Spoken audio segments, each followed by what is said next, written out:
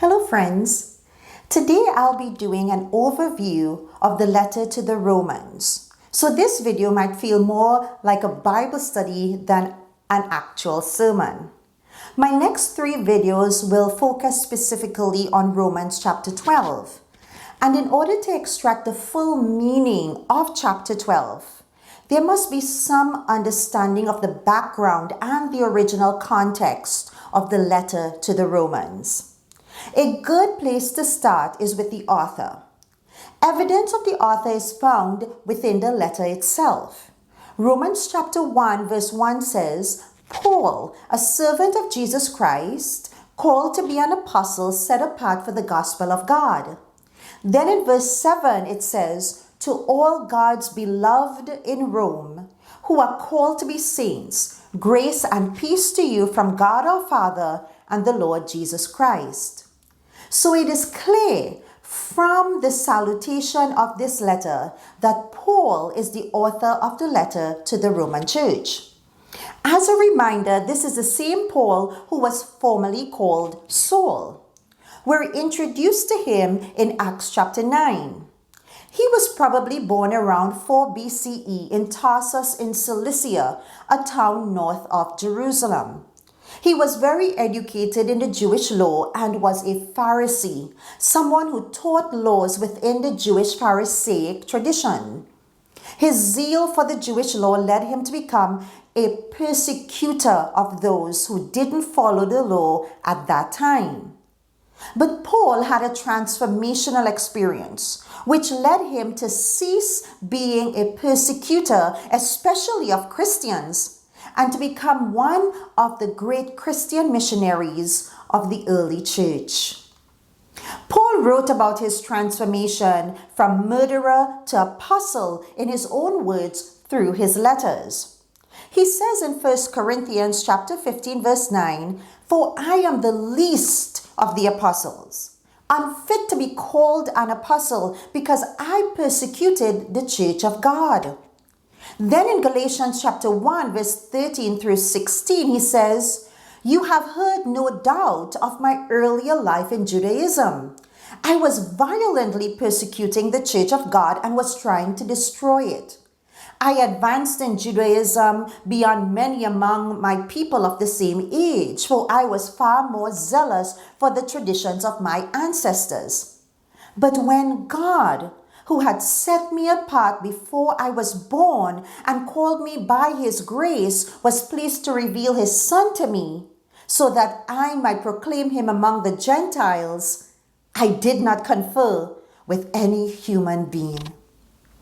After his transformation on the road to Damascus, Paul became a leader, preacher, teacher, missionary, and pastor in the first century church.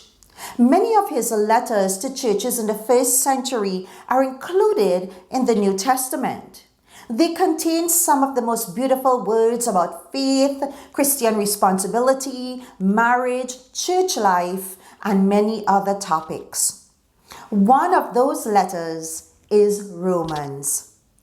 Paul's letter to the Roman church was written around the year 58 AD. During the time Nero was emperor of Rome.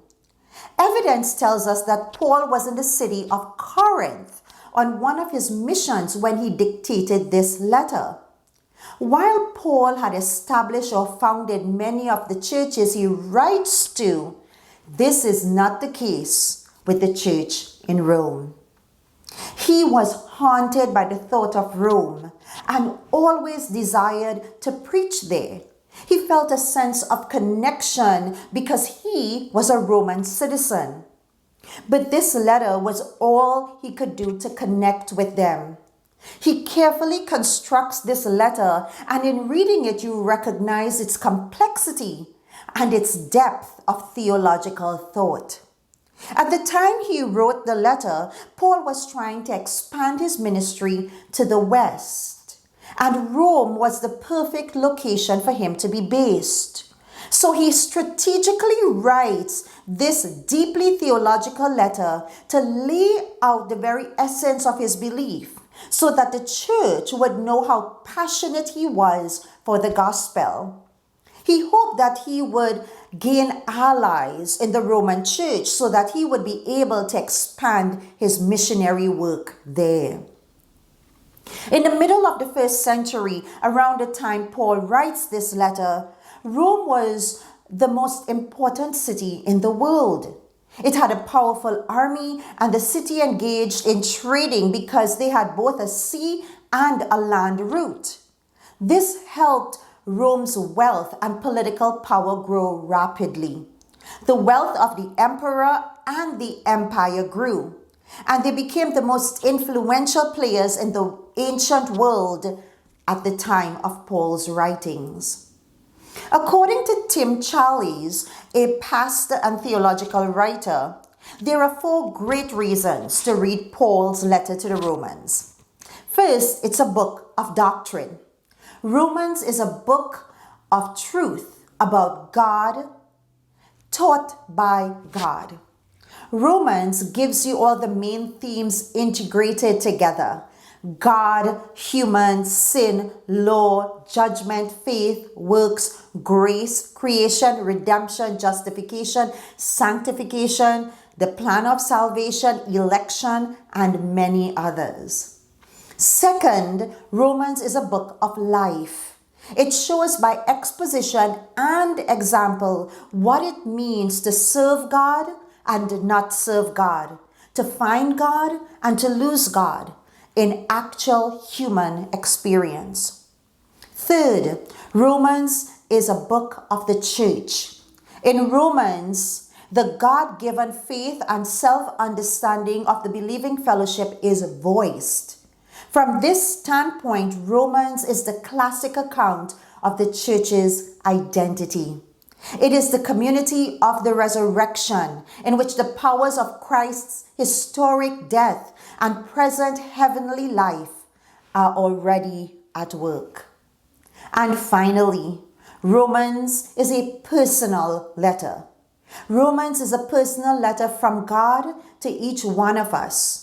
It has unique power to search out and deal with things that are so much part of us that ordinarily we don't give any thought. Unhealthy habits and attitudes, self-reliance, unbelief, a lack of compassion for others. But this letter also evokes joy, assurance, boldness, and liberty. I hope that this was enough of an introduction to get you eager to delve into Romans chapter 12. So join me next time. And if you've got the time, start reading through the book of Romans or just chapter 12. Until then, have a blessed and wonderful day. Goodbye for now.